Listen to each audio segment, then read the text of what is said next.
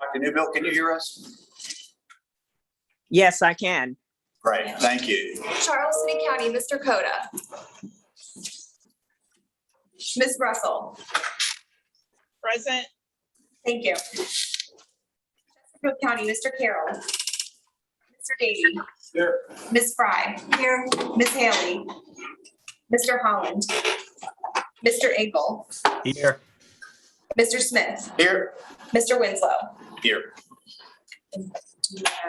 And I am carrying 2 voting proxies from Ms. Haley and Mr. Carroll. Both of them. Henrico County, Mr. Baca. Mr. Brannon. Mr. Mackey. Mr. Nelson. Here. Mrs. O'Bannon. Here. Mr. Schmidt. Mr. Thornton. Town of Ashland, Ms. Abbott. Here. And Dr. McGraw is not in attendance, correct? Bill Coda, Charles City. That's correct. Thank you, Mr. Coda. City of Richmond, Mr. Addison. Mr. Blackwood. Mr. Giovia. Present. Mr. Jones. Ms. Francis Lambert. Present, and it's Anne Francis Lambert. Apologies, thank you. Ms. Lynch. Dr. Newbill. Here. Mr. Poole. Ms. Robertson. New Kent County, Mr. Lockwood. Mr. Moyer. Mrs. Cage. Goochland County, Mrs. Lascalette. Mr. Spoonhour. Hanover County, Mr. Davis. Here. Mr. Peterson. Here. Ms. Pritchard. Mr. Waddell. Here. Mr. Whitaker. And Powhatan County, Mr. Byerly. Here. Mr. Hall. Thank you. We do have a quorum. Thank you, Ms. Heater. I'm going to ask Mr. Davis to lead us in the Pledge of Allegiance.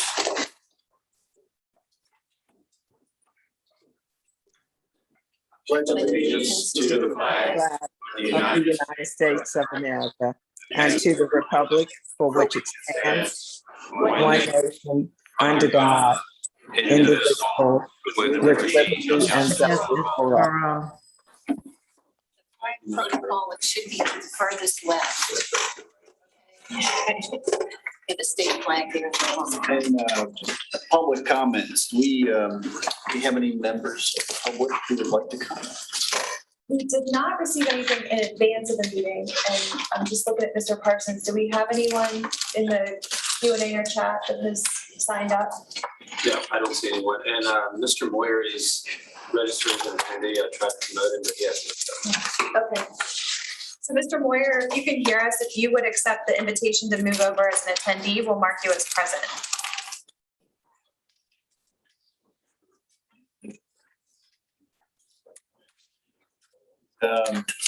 You'll have the agenda in front of us for this meeting. And is there a motion to approve this agenda as written? I have a motion. So move, Mr. Chair, Cynthia Newbill. Second. I have a motion and a second. Any discussion? All in favor? Any opposed? Wonderful. Next item is our meeting minutes. Those begin on page 3. And everybody had a chance to review them. Would you like to make a motion? We'll accept that now. So move. Have a motion and a second? Second. Second. Any discussion? All in favor? Aye. Opposed? Who made the motion? I think it was Reverend Nelson. If it helps, I can point that out if you want me to do that. Yeah, I can do that. I'll be the scribe. All right, our standing committees. We have the executive committee and chairman's report here. And so we had a fairly lengthy discussion in our executive committee on several items this morning, but I'll let Martha update us on some of these items. Thank you. So just to brief everyone, members of the Executive Committee, Finance Committee, and Public Outreach Committee participated in a workshop in August with regard to our space planning. It was a, 3-hour workshop that we held here in our room with our team at Baskerville who facilitated the discussion. We covered lots of different topics, everything about how we expected to use our space going forward, what the implications of hybrid or remote work might have on our operations, how the increase in meetings that we're hosting here in the space sort of dictate the requirements that we have around meeting facilities and technology and amenities. And I would say it was a very fruitful conversation, certainly others who were in attendance if you have comments. But it really kind of set up the framework and the guardrails, if you will, for how we're moving forward. We discussed a very aggressive time schedule that I think is very doable, but is important to let everyone know.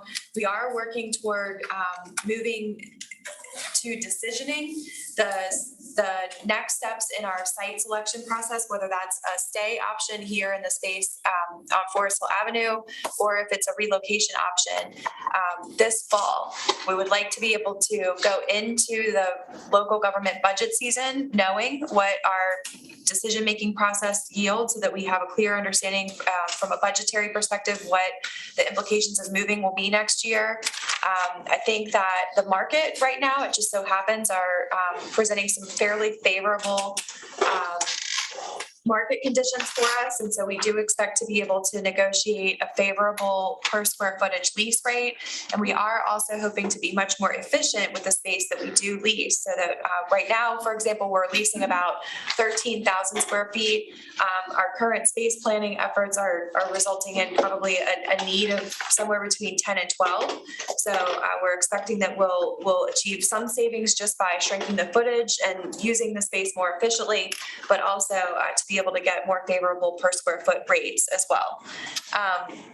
I think that the Executive Committee and the Finance Committee will be working very closely on this issue over the next 2 to 3 months. And so the idea would be that by the November, early December at the latest timeframe, we would have a plan in place for what we're going to do, so that as we round the bend into next fiscal year, or rather next calendar year, we're really focusing on any sort of build out design, technology improvements, those kinds of things that are associated with either staying or moving. And all of that working up to the lease expiration date of next October. So this will most likely be a standing update on the agenda to keep everyone up to date. But certainly if you're interested, I would encourage anyone to participate in either Executive Committee or Finance Committee meetings. This will be a big part of both of those committees' agendas. Questions or comments on that item? All right. Next we have on page 7, the proposed committee appointments. And I just want to take a moment and thank not only our chairman, Mr. Holland, and Mr. Davey of the Audit and Finance Committee and the Public Outreach Committees, but also all the folks who have signed up. This is a good, healthy group on these committees, and I appreciate that. Lending your time and talent to these important areas for us, particularly this year. So I think these will be the appointees. We have a recommendation from the Executive Committee to this body to appoint them. The Executive Committee and you have the authority to appoint, so if you'd like the board to make a vote, that would be fine. No, I mean, we're good. If you're good, I'm good. Action items, fiscal year 2022 key imperatives. That's on page 9.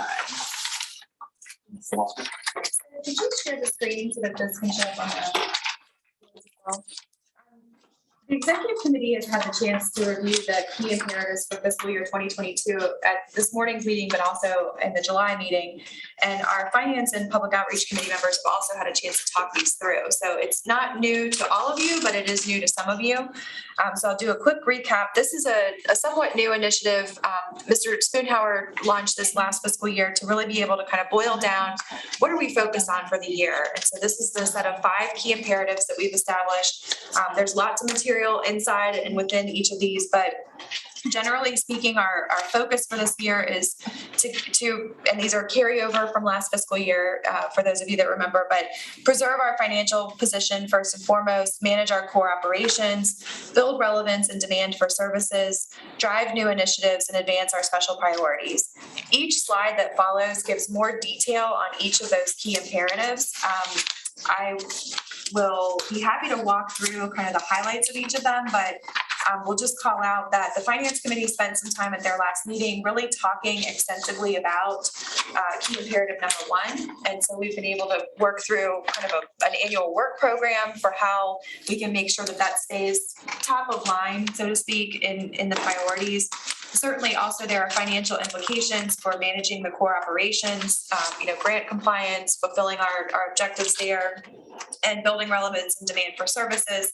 A big piece of why we wanted to build the demand for services is to be able to make sure that we've got the revenue coming in for the projects that are beneficial to the region. So we spent quite a bit of time at last month's Finance Committee kind of working through those, massaging some of the language and making sure that it aligned with what the schedule and the reality of the timeline could be with that committee. We also had a similar discussion with our Public Outreach Committee in reviewing the key imperatives. They are certainly picking up with the build relevance and demand for services. There's a lot in that imperative about really being able to be much more crisp and clear about who we are, what we do, how we function in the community, not just for your benefit, but for those that maybe are not as active in the commission, how we relate to the TPO, the Central Virginia Transportation Authority, the Emergency Management Alliance, all of these other acronyms that we deal with at the staff level on a day-to-day basis, but it's not always as obvious, quite frankly, to members of the public. We've got a couple of new opportunities around driving new initiatives that have some implications both financially and from an outreach perspective that are really important this year. Certainly continuing to figure out how we can activate the Regional Response Fund. The CVTA is in the midst of detailed conversations around what future staffing arrangements will look like. We certainly have an intention this year of growing our emergency management and environmental programs. Talking with Mr. Winslow, I think this notion of resiliency and how our communities can bounce back and if and when there is a disaster is kind of a critical part of our work. And I think finally the Regional Indicators Project is something that now that the census data have been released, it's something that we've re-engaged over the last 6 months with our partners at the Chamber and the Community Foundation about how we could revive the Regional Indicators Project and bring data to the community that could be helpful in your decision making back at home. Finally, as you know, from the brief update before, we do have a focus this fiscal year on developing that physical presence, our space, and the office space decisions, not only with the financial implication, but also who we are and how we show up in the community is, I think, very critical. And we're continuing to work to build those collaborative partnerships. I think at the last executive committee meeting, Dr. Newbill, you mentioned, really being able to assert ourselves with a capability of being a regional convener, not just of you as elected leaders, but of our localities, our stakeholders, and our partners. So how do we really live into and lean into that? And then we're always working to innovate our internal organizational practices and procedures. We've had a lot of discussion at various board levels around equity, inclusion, diversity. And so we're taking a look holistically at all of our internal procedures and processes to make sure that we're in line with what's expected of us as a public agency. We'll be launching a new inclusive supplier diversity program later this fall, and really trying to make sure that we're meeting not just the standards of our federal funding from a compliance perspective, but the expectations of our community to shop local, support our businesses, and that kind of thing. So I'm happy to elaborate on any of the imperatives, but that is those in a nutshell. And again, we worked extensively with the finance committee at their last meeting and the public outreach to kind of walk through these. And I was given the opportunity to talk really about how I felt like the key imperatives lined up with the way that those committees are functioning. And we've been able to set a committee meeting schedule for both of those that line up to this, so that we're really focused on making sure that we're meeting the deliverables and being able to achieve these over the course of the fiscal year. The executive committee did have a chance to review these this morning and took action to recommend approval by the full commission. So, questions? There's a lot of meat on this bone, Dr. Van. I have. Dr. Ann. Sorry, I'm used to that. That's close.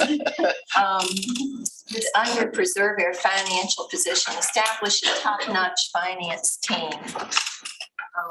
What does that mean? So right now, we have Mr. Van Dornick, who's here in the back with BML Vaco Finance. He's our fractional director of transportation. Sorry, Chad.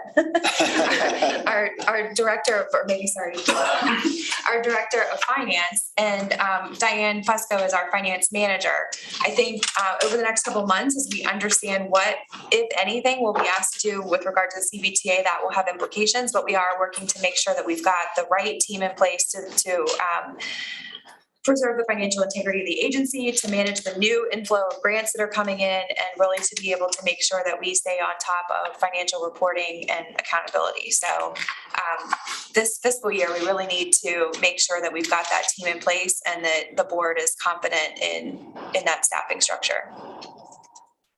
So usually when, okay, you probably can't answer this totally, but each one of these does come with a cost. Have you checked the cost? I mean, have you got an approximate cost that you may need as the year goes on? The current budget has a placeholder for a full-time finance director, if that's the direction that we go. Okay. So I think, yeah, we've been trying to be cognizant of making sure that we have some flexibility. But certainly if, for example, if our role with the CBTA were to continue, that is not budgeted. And so that has to be a discussion that happens with the CBTA about how we would fund and charge, if you will, for those types of services. Because you have building organizational capacity. So that means hiring new people, right? Potentially. If you need it. So you've answered that by saying if it comes up, it will come before this body. That's correct. Okay. And there's been a recommendation of some sort from one of the committees on CBTA as to how to proceed. Is that right? There is a personnel committee formed, and that committee has been just starting to sort of, I think, explore a set of options for how the CBTA staffing could look like. I think that it's very much in exploratory phases right now, but I will be responding to some requests for information about how our organization could provide back office support, payroll, benefits administration to personnel that might be hired by or procured through PlanRVA for their needs, and have been asked to provide an estimation of costs associated with that.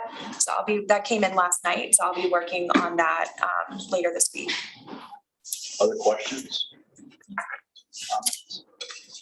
Well, I'd certainly entertain a motion to approve the fiscal year 2022 key imperatives. Motion. So moved, Mr. Chair. Cynthia Newbill. Thank you, Dr. Newbill. I can count on you. Mr. Peterson and Mr. Byerly. Fine. We have a motion and a proper second. All in favor? Aye. Any opposed, like sign?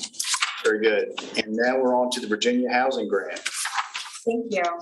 So I'm really excited about this opportunity, and for some of you, it may be new news to share with you. May I ask one question? Since we have people online, do we have to do a roll call vote?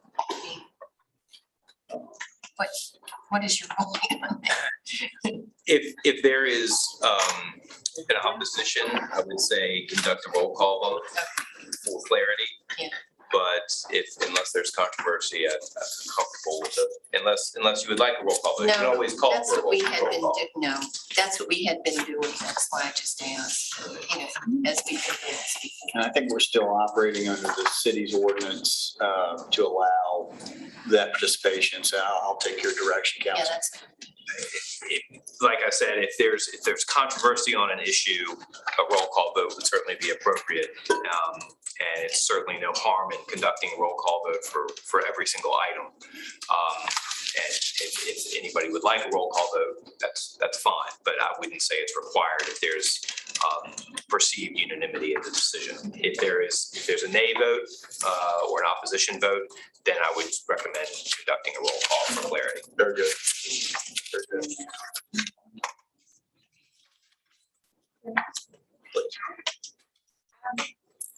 This spring, PlanRVA, along with the other 20 planning district commissions in Virginia, were invited to participate in an application process from Virginia Housing. You may know them previously before their name changes, Virginia Housing Development Authority, VHDA. In June, they announced award of $40 million across Virginia to all of the planning district commissions. It's critical. PlanRVA will be awarded $3 million to support capacity building around affordable housing development in the footprint that we serve. Today and before you this morning is a resolution to be able to authorize a partnership with Partnership for Housing Affordability to be our implementation partner in putting that grant funding to work here in our community.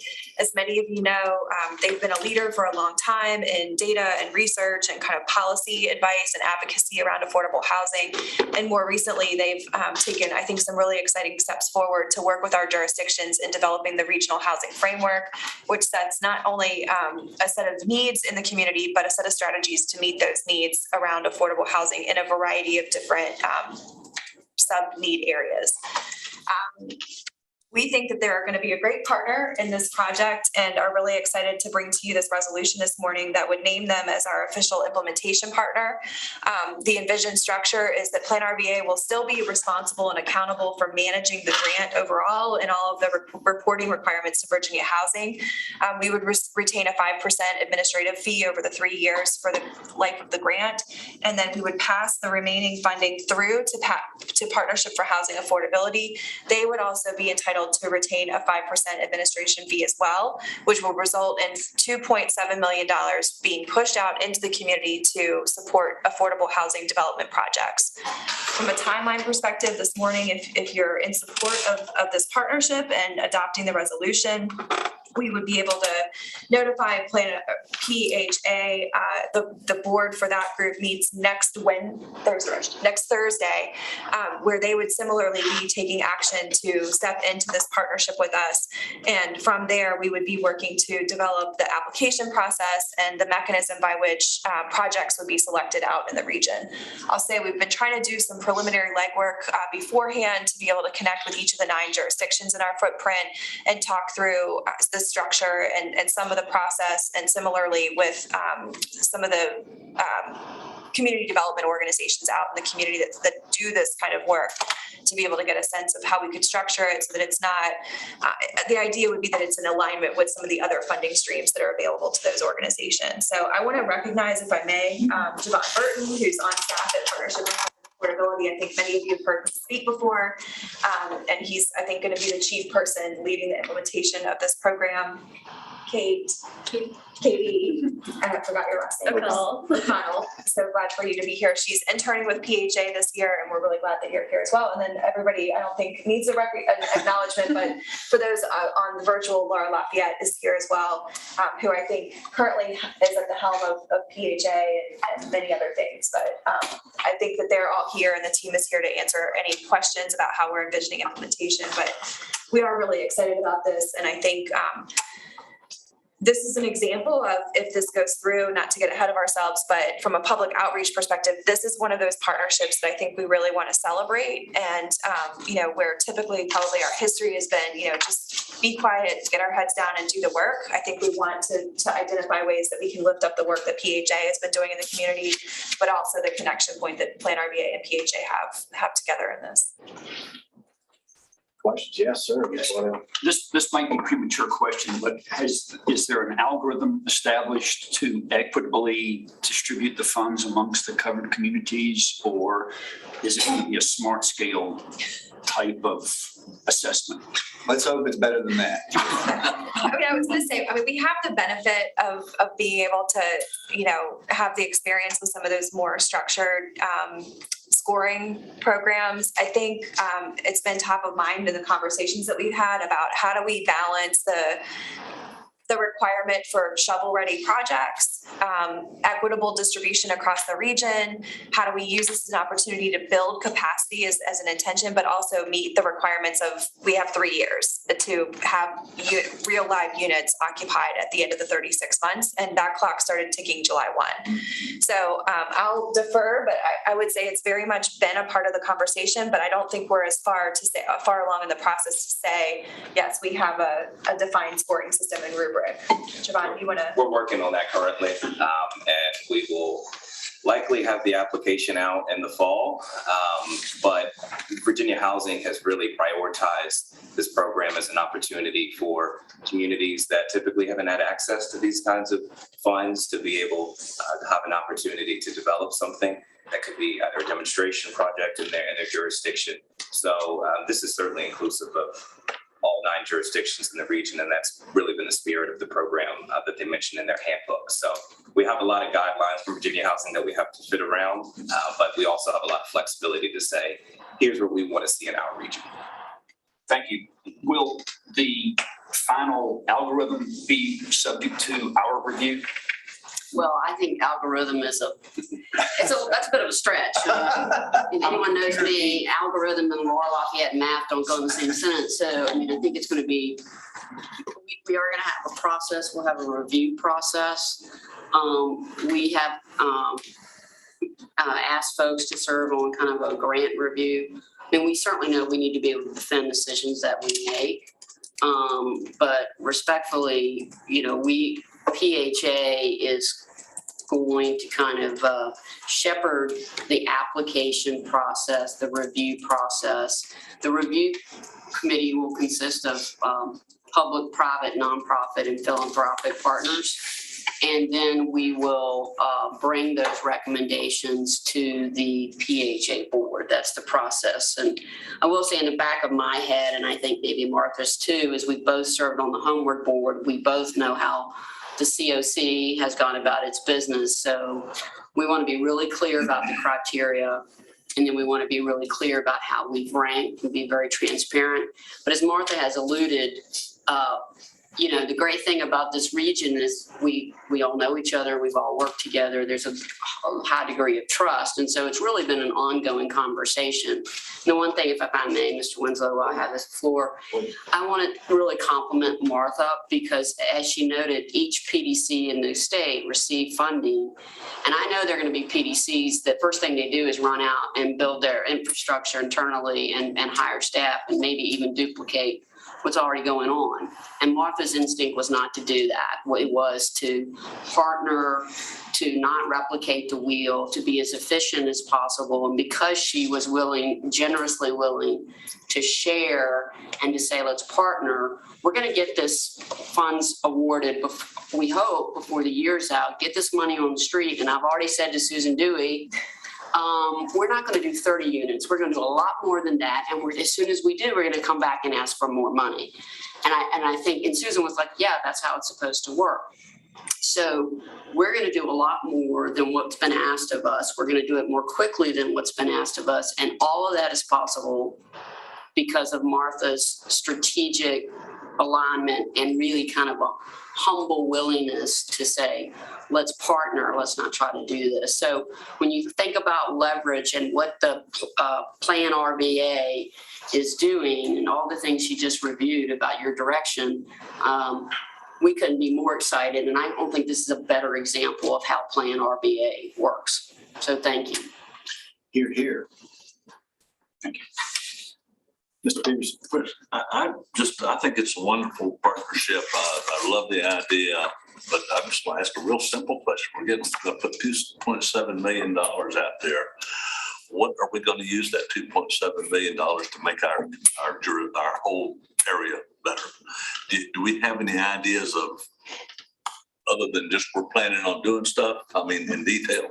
I think you're going to see a mixture of single family and you're going to see some multifamily. I think the folks that are doing multifamily affordable are going to want some gap financing. And I think the folks that are doing single family, and the reason I say single family is we've got, for example, Hanover Habitat with Renee Robinson, very dynamic leader. Single family is what they do. And we want to be able to, if there are partners that are working in jurisdictions that aren't going to do multifamily, but they're going to do single family, they're going to change the trajectory of people's lives through that, we want to be able to fund that. So you're going to see both.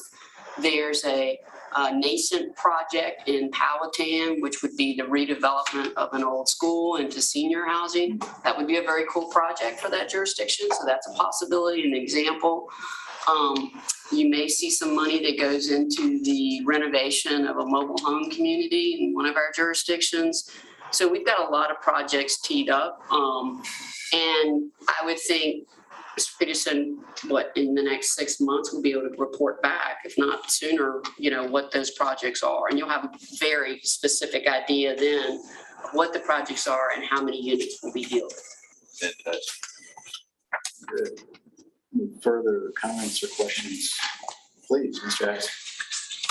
Thank you. Just wanted to ask a little bit, maybe too premature for these details, but just want to know what kind of AMI levels we're looking at with these funds to kind of understand what we're meeting in that missing middle, especially for a lot of working class individuals, which is typically your 50% range of AMI. And so just trying to see exactly what that looks like. And more importantly, as we've talked before, when you presented to my committee, the City Council, Mr. Burton, has been, making sure that these are placed near job centers and are near public transit or other centers of activity, because the last thing we want to do is create affordable housing that requires additional burdens for some families to have to travel or uproot and move to different places. Just want to make sure we think about those categories, and just wanted to kind of make sure that was part of the conversation as well. So a basic requirement of the grant from Virginia Housing is that all units that are produced have to be at least 80% of the area median income or below. But we have up to our discretion when we're designing the program if we want to make any priorities within those income bands. So if we want to really emphasize projects that are going to serve 50% or below, 60% or below, we're able to do that.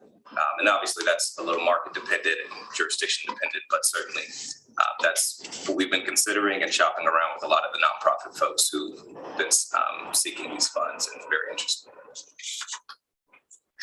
I think, if I may, to the second point of your question, I would say that there's general agreement among the community of partners that we're working with that certainly we want opportunity and access to affordable housing not to be a burden or to unintentionally create burdens for families. We are recognizing, though, that the access to job opportunities and to transportation opportunities are different depending on the different communities. And so we really have been spending some time talking with our more rural jurisdictions about how we might be able to think about that alignment. And, in the city, it's frankly easier to think about that alignment of access to jobs, access to transportation and housing and how they can geographically fit together. But we want this to be an opportunity for those kinds of conversations to spur in our smaller jurisdictions as well. Great comments. Well, with that, is there a motion to approve this resolution supporting this Virginia housing grant? So moved. Second. Motion and a second. Any discussion? All in favor? Aye. Aye. Any opposed, like sign? Wonderful. And we want to thank Yvonne, Katie, and Laura. Thank you for being here very much. Thank you. Have a good day. Thank you. Right, with our Audit, Facilities, and Finance Committee report. Is it okay? First, I'll recognize Mr. Van Dornick is here in the back of the room. As I mentioned before, he's our fractional director of finance through VML Baco Finance, and he's been doing a great job since he joined the team in early April, late March. Is that correct? Or March? Thank you. Just wanted to briefly let everybody know we did have a nice discussion with our finance committee about the Finance Committee's work plan and meeting schedule. And so we are going to be doing things a little bit differently this fiscal year. And I wanted to extend an invitation to all of you. Actually, the next convening, if you will, of the Finance Committee will be in the form of more of an orientation session. So we'll be doing a bit of more of a deep dive about our budget, how our funding works, the way that some money passes through to other entities and initiatives, how some of it stays for sort of our core operations, how the different grants work, federal, local, state, match, all those kinds of things. So if you are interested in that, we'll make sure that an invitation goes out to all commission members, but we are going to be hosting that September 23rd, 21st, excuse me. I believe it's September 21st. So then the Finance Committee will resume their regular meeting in October to be able to review the first quarter financials. Dan and Diane are working on sort of a new format to be able to put before the Finance Committee as well as the full board that's a little bit more of a dashboard so you can see particularly as we have these new revenue streams coming in, how you can see more of how the money is moving and flowing and how we're performing from a deliverable perspective to dollars reimbursed to the agency. So in addition to the narrative and the more traditional financial statements, you'll begin to start to see later this fiscal year some more kind of dynamic reports that show the connection of how staff spends their time and the projects that we're working on. As far as the financial statements themselves, they are included here, and Dan's put together a summary narrative. I'll defer to him for any specific questions with regard to the financials, but for this reporting period, we are still operating in a positive perspective. These statements are for as of June 30th, so they are the unaudited financial statements. The auditors are actually here on site this morning, and I think he might pop out sometime after this part of the agenda, but we'll be bringing the audit report and the summary of their analysis and conclusions back to the Finance Committee and then coming to this board later this fall. But wanted to share kind of the good news there, and certainly we'll defer to Mr. Van Doren if you have any questions. But the Finance Committee did recommend approval of, or acceptance rather, of the financial statements that are presented in the packet. And that's on page 21. Are there any questions regarding the financial statements from Mr. Van Doren? Yes, Mr. Waddell. I've got a couple. I made some notes last night. Yes. Bear with me for a second. I got on profit and loss things. And it dealt with, among other things, I've got to get the payroll taxes line item for the category 6,200. Notice payroll taxes in November of 2020, 8,600, December 5,262, and in January 2020 up to 16,000. It's kind of high and low, who we fire and who got a raise. Mr. Van Doren. And this is regarding the fluctuation in payroll taxes. Oh, it's a quarterly payment of taxes. Thank you.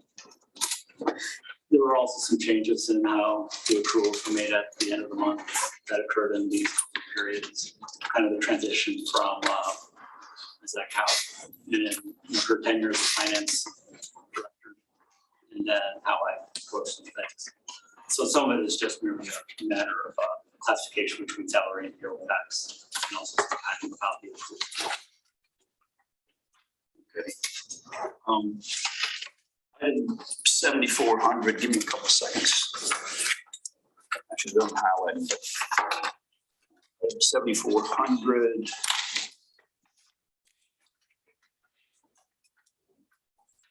Expenditures October through December 2020. November was $1,500,000 and some thousand. December is 90,000, and January 61,000. Program expenses. They derivate quite a bit. When numbers like that are over the range. You'll see most of the fluctuation there, and that I think you're looking at the summary row for total 7,400. Is that right? You'll Yes. see that the most of the fluctuation in that total line is driven by the line just above 7450 pass-through expenses.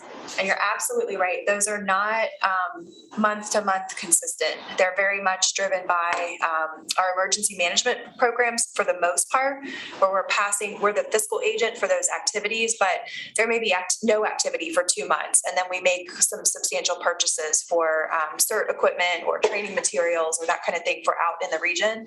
And then there might be no activity again. So that up and down is very common and it will continue through the ebbs and flows of the activity in those program expense pass-through categories. Thank you. Refer my notes one more time.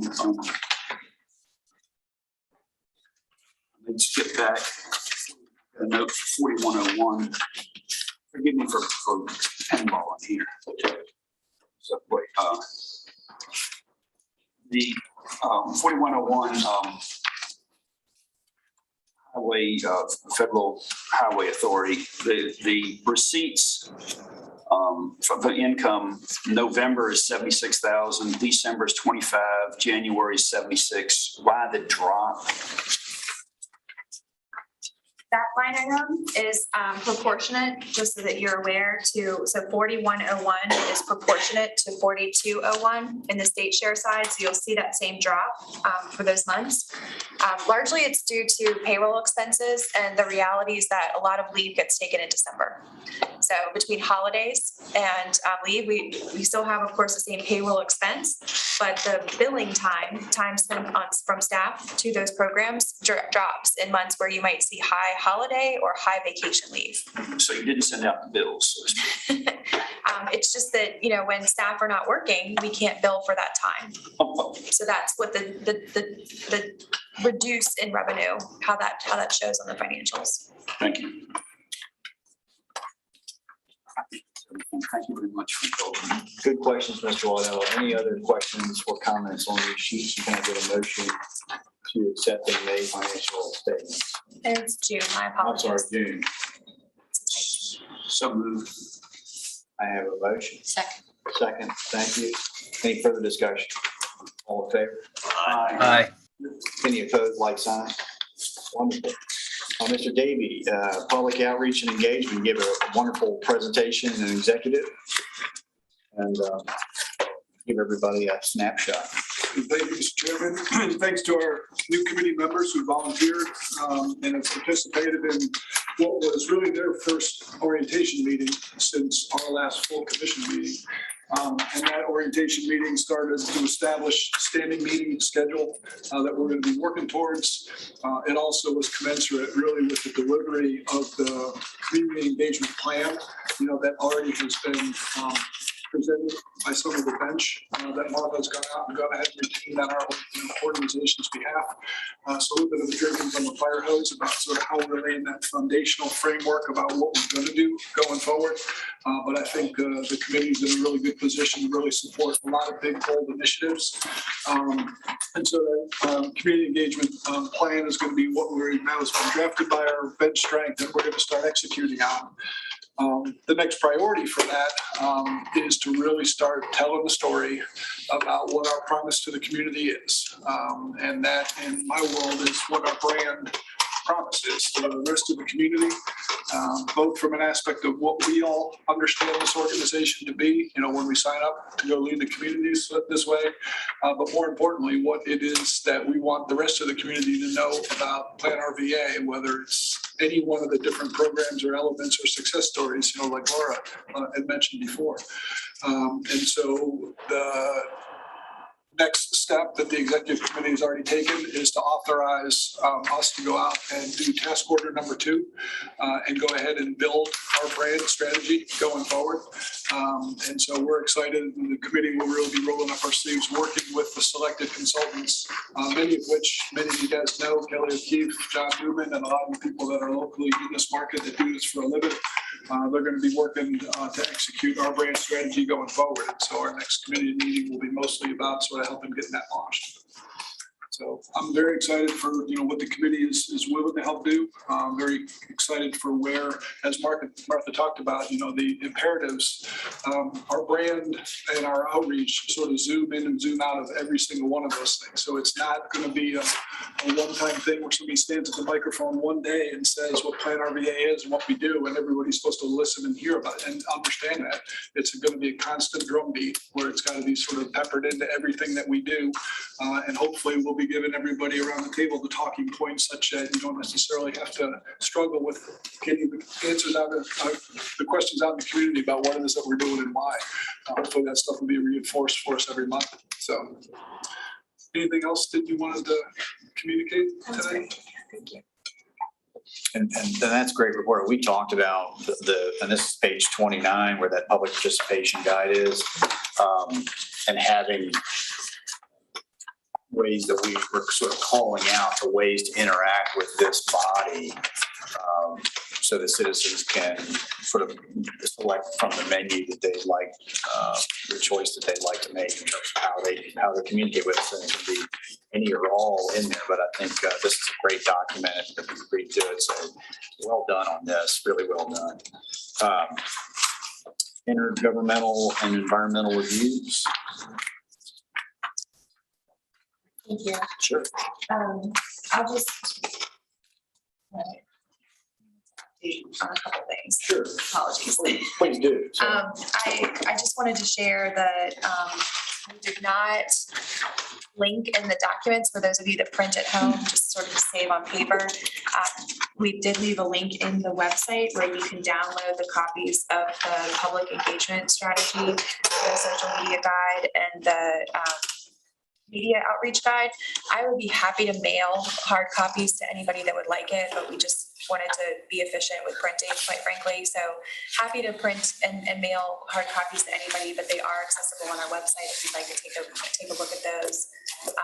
From a staffing perspective, we are in the second round of interviews to hire our new community engagement manager. So I do look forward to being able to introduce that person once selected to the committee and then to the full commission. And we're just really excited about that. So I just wanted to call those two things out. Thanks. You were correct, Mr. Winslow, the intergovernmental and environmental reviews are reported in the packet for this month.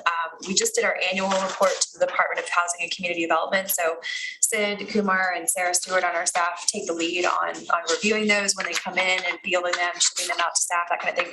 I think we did something like 87 of these reviews last year.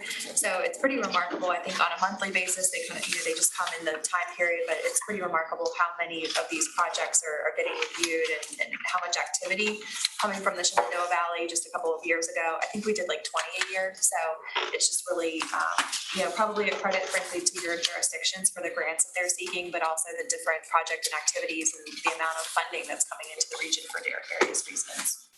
I think that's about it.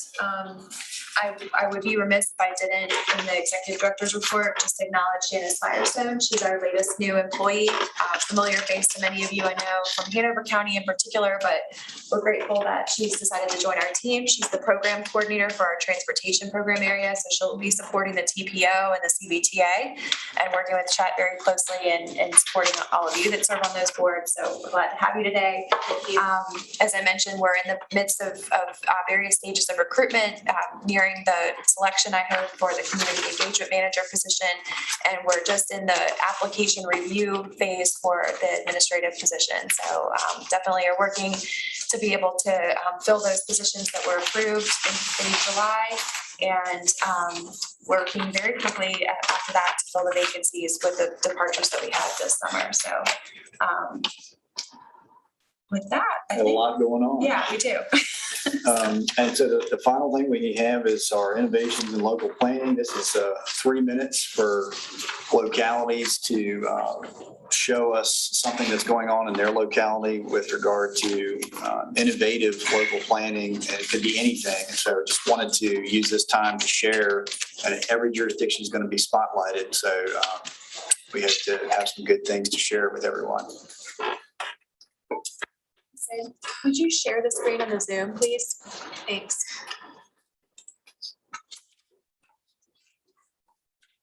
And as the guinea pig, as the person who came up with this idea, Chesterfield's going first, and Jesse Smith has drawn the short straw. So we welcome him from Chesterfield County, our deputy. Sure, thanks, Mr. Winslow. I did make sure to pick a project that was geographically located majority in your district. So, I'm keeping on this too. So, the power of good staff. I will also say, and obviously, Ms. Fry is the planning commission appointee for this particular area as well. So y'all feel free to add any color commentary. I'll try to do the play by play. So this was really an effort to solve kind of the challenge we have with the updates of the next plan for 5 years. We felt that really was just not frequent enough, not nimble enough. We've tried to do small area plans or special area plans as well. Those tended to take too long. So this was an initiative from the planning to do something that was quicker, faster, and more nimble.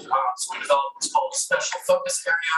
And these are really geared around areas that are not quite revitalization, but also not quite seeing a ton of growth. So not all that tipping point of needing just a little bit of extra love. I'm sure you guys.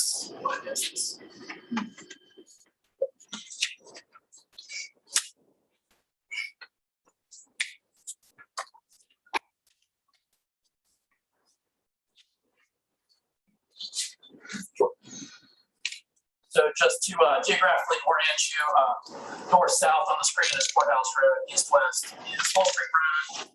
We have one of our larger and older regional parks, which is Rockwood Park here. The intersection itself sees over 100,000 people. So travel with older major intersections. Like a lot of you, we have this shopping center here. As you can see from the facade, is blank. It's about 50% occupied. If you talk to the shopping center owners, they make money. They have no debt on the shopping center, so they can be 50% occupied and still be perfectly happy. From a locality perspective, we just don't like to see a blank facade and all of this just empty market. It's just not a great use. There's other things that can be a more attractive there. So we're trying to come up with something that really would we could partner with our development partners. So we had internal staff actually put together kind of an overall plan for the area and just the concept of what could happen in 30 to 50 years. We don't think this is something that's not going to happen tomorrow. We wanted to have something to talk to these folks with, and that's what we put together here. In terms of outreach, I want to say we had at least a half a dozen different meetings, both in person and virtual, over hundreds of comments that we received online and even through old school phone calls and mail. So a lot of good reception from the public. You can see here, we came up with a road network plan as well to try to create more of a grid network that would really serve these. Chesterfield is an older suburban community, so we have these major arterials with really no way to get around any congestion. So that was the goal of this. Obviously, we looked at doing something that was a little more dense, would provide, again, a variety of different housing. Some nice pictures here just kind of showing you what different could be for the area. And this is something that we plan to do in multiple different areas because I want to say we have about a dozen of these older shopping centers that, again, just kind of need a little bit of love. And you can see on our comprehensive plan, we've identified these areas and have special notes to identify so we plan on going through this in multiple different locations, a variety of different districts. You can see here that we have these special focus area plans to really try to spur some of the development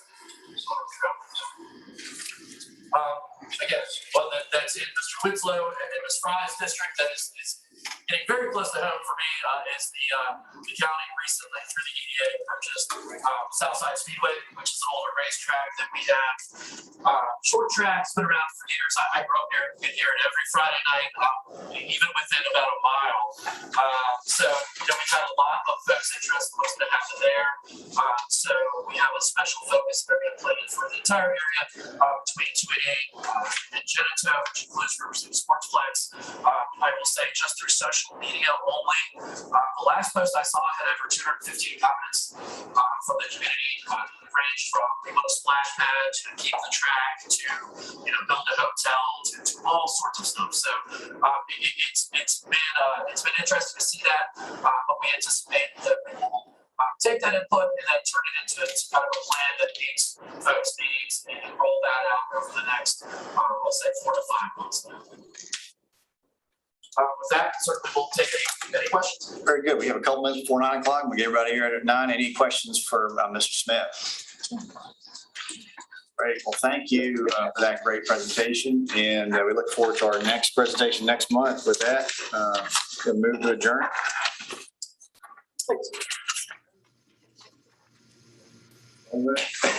So moved, Jim Mingle. All right, thank you. Thank you. We got a motion and a second. All in favor? Aye. Thank you all so much. It's been a good meeting.